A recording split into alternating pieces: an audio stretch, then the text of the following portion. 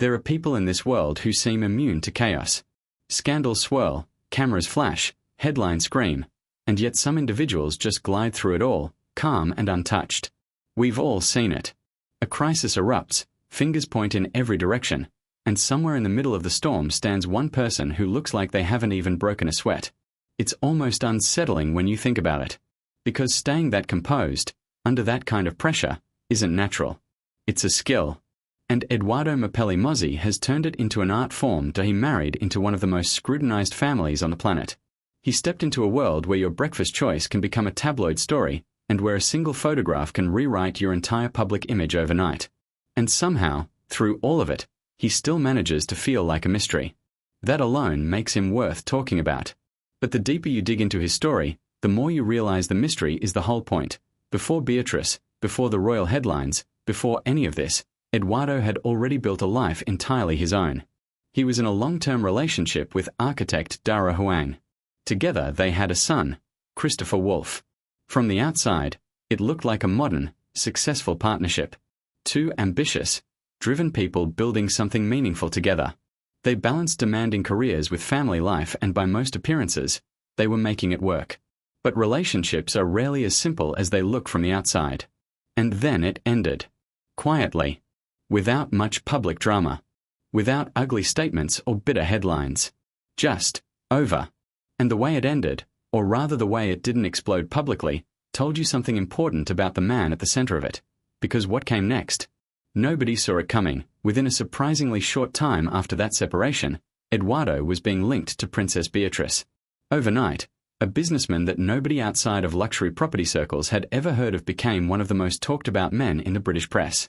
Royal watchers had questions. Lots of them. How fast had this relationship actually moved? How did someone transition from a private breakup to palace-level headlines without any visible stumble? How did he step into royal life without missing a beat, without putting a foot wrong, without giving the press a single moment of weakness to exploit?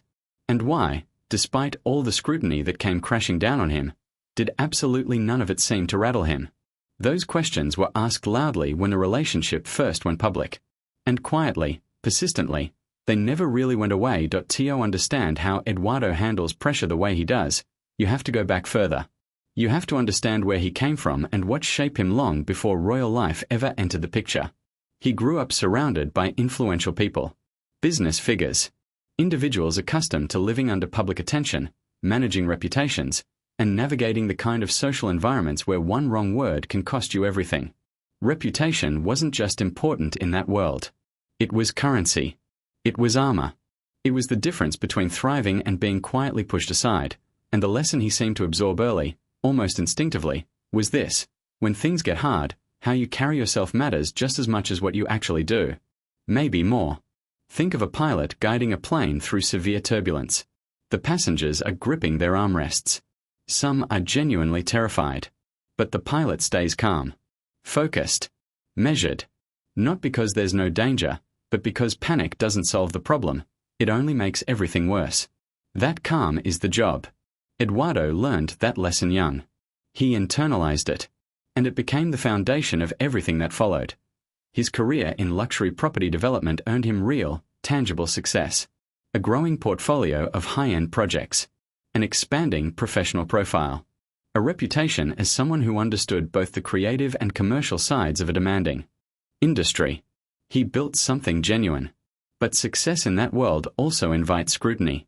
Luxury development generates debate, questions about wealth, exclusivity, the impact that high-end projects have on local communities and housing markets. These are not comfortable conversations. And Edoardo found himself, at various points, linked to exactly those kinds of broader discussions. Here's what stands out though: through all of it, he almost never responded publicly. No defensive press releases. No angry interviews. No social media arguments with critics. Just quiet, steady, deliberate focus on the work itself. That pattern was fully formed long before he ever set foot anywhere near a palace. Then came the engagement announcement. Beatrice and Edoardo, officially together. And the public reaction was warm, genuinely so, at first. The couple looked happy. Their connection had deep family roots that made the relationship feel natural and fitting. But the timing, behind the scenes, was far more complicated than the glowing photograph suggested. The royal family was entering one of the most turbulent, uncomfortable stretches of its modern history. Damaging stories were emerging almost daily. The kind of headlines that don't just fade after a news cycle but linger and reshape public perception over months and years. It was, to put it very gently, not an easy moment to marry into this family. The pressure on everyone connected to the House of Windsor was immense, and yet, here's where it gets genuinely interesting. None of that chaos seemed to touch him. Even the wedding itself told a story. What was widely expected to be a grand royal celebration, the kind with crowds and cameras and all the familiar pageantry, became something much smaller, much quieter. A private ceremony, intimate and understated, attended only by those closest to the couple. Some saw it as a disappointment. Others, and this group grew considerably once the images emerged, saw it as something far more meaningful. In the middle of all that royal turbulence, Beatrice and Eduardo offered something rare. A moment that felt genuinely human. Warm. Personal. No spectacle. No performance. Just two people, choosing each other, in a room full of people who actually love them. And in that context, the simplicity wasn't a compromise. It was a statement. After the wedding, life continued to test them in ways that had absolutely nothing to do with press coverage or palace politics. When their daughter arrived earlier than expected, it was an emotional and stressful period for the whole family. A reminder that behind every carefully managed public image, there are just people. Worried parents lying awake at night. Uncertain moments that no amount of wealth or status can smooth over. The kind of vulnerability that titles simply cannot protect you from.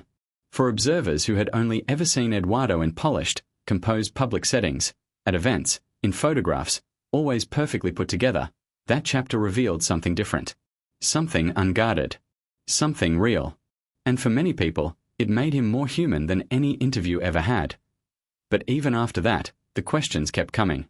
Because here's the thing about Eduardo Mozzi, the more you look at him, the less certain you become that you actually know him. He gives almost no personal interviews. He avoids public commentary on sensitive family matters. He rarely inserts himself into the debates and controversies that constantly swirl around the House of Windsor. He doesn't appear to chase headlines. He doesn't seem to need external validation.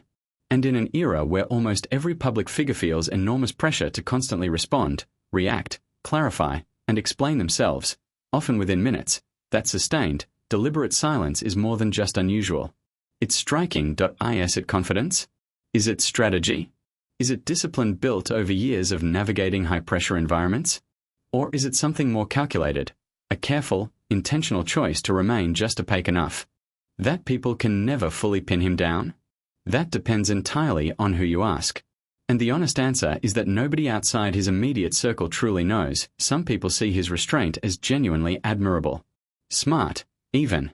They argue that a man in his position wading publicly into royal controversies would only pour fuel on fires that are already burning. That speaking out, however well-intentioned, would create more problems than it solved.